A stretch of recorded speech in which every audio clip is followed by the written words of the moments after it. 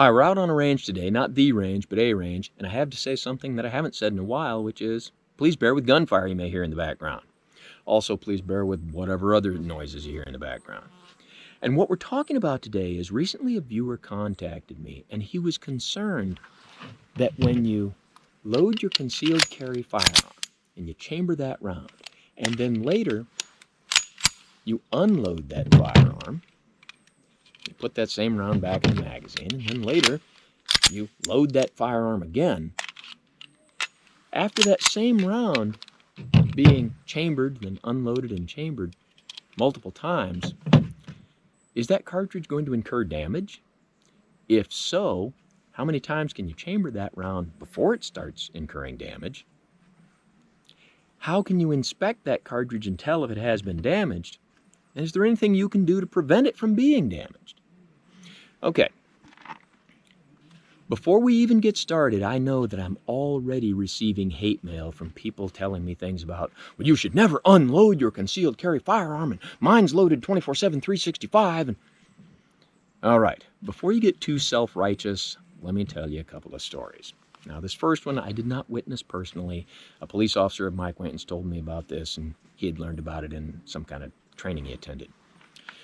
Quite a while ago, when most police officers were still carrying revolvers, there was some rural police officer who got into what would have been a shooting, except his gun didn't work and he got killed, and subsequent investigation showed that the cartridges in the chambers of his revolver were green and corroded, and he evidently hadn't had the gun out of its holster in years. Now, another one that I did personally witness is somebody wanted to show me his concealed carry firearm, which was a snub-nosed revolver, and he pulls it out, unloads it, hands it to me, and the first thing I notice is the rounds he has in his hand, 38 special round nose lead. The lead of the projectiles was white and oxidized. The brass was tarnished and discolored. The gun itself was filthy. It looked like it was full of sawdust. He worked in a mill. He evidently had not done any PMCS, Preventive Maintenance Checks and Services. He hadn't done any PMCS in a long time. Now, what we can take from that is, if you're doing concealed carry, you have to occasionally do PMCS, depending on what gun you're carrying, the conditions under which you carry it, how you carry it. This is something you might do monthly, maybe weekly. And unless you're totally negligent, you're doing PMCS occasionally, and I certainly hope that you're unloading your firearm to do it. So, despite saying things like, my firearm is loaded 24/7, 365, no, you are going to have to unload that firearm occasionally. You also have to remember that people live in different jurisdictions with different laws about whether or not you can have a firearm loaded in a car and many other things. And some people live in a situation where they live with someone who dictates rules like that person isn't allowed to have their gun loaded in the house, so he has to load it and go about his daily business, come home, unload it. So some guns are getting unloaded and reloaded with the same round getting chambered multiple times. Now, is that going to damage that cartridge? It depends to some extent on your firearm and ammunition choices. And what we're really dealing with here is, in an auto-loading pistol, you have a magazine with rounds stacked on top of each other, and you have a chamber, and that round has to get into the chamber, and between the round and the chamber is a feed ramp. The angle of that ramp, the length of it, the design of it, will vary depending on the different handguns. And as that round goes forward, depending on what handgun you have, it can hit that feed ramp, go up, and it's going to get jammed against that feed ramp and may or may not incur some damage. Now, let me show you a close-up of this Beretta 92FS to illustrate the point I'm trying to make.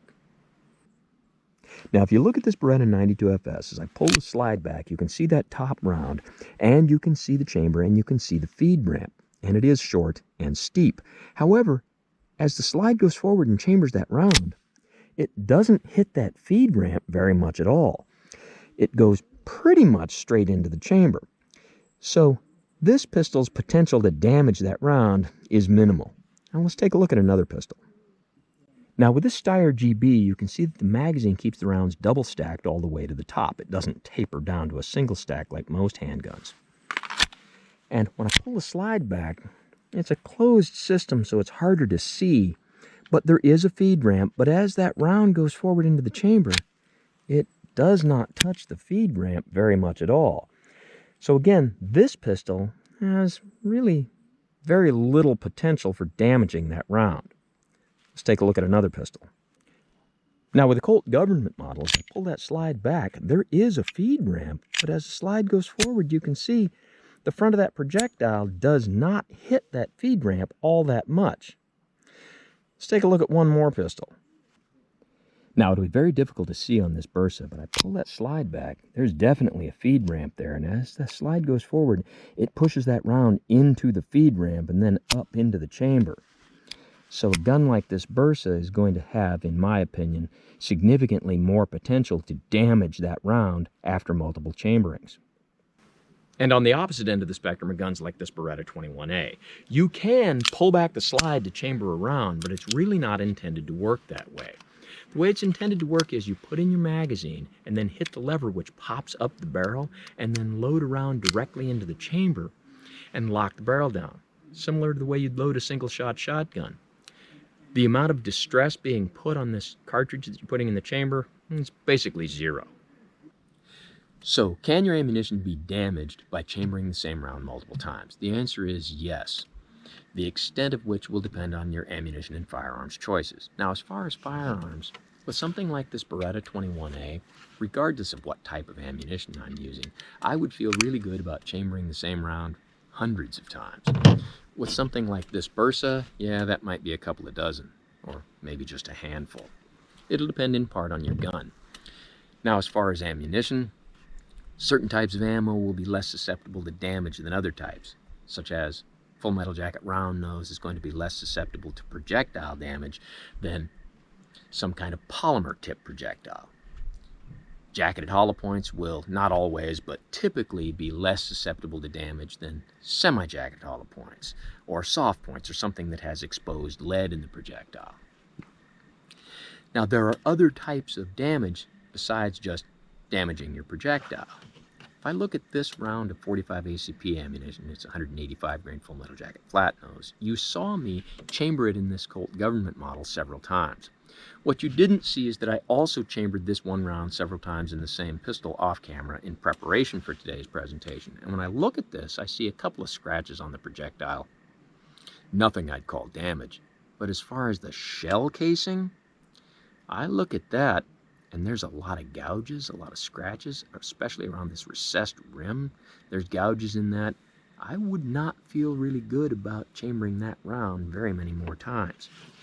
Another type of damage is when your projectile can get jammed back down into the shell casing as a result of hitting that feed ramp. Well, how can you tell by looking at it if it's been jammed farther down into the casing? The way you do that is you take your round that's been chambered multiple times, compare it to a round out of the same box of ammo, put them side by side and compare their heights. And if one is significantly shorter than the other, then it's been damaged. Now the question comes up, well, how much damage is too much? When you look at the round and you say, well, is that okay? I don't know.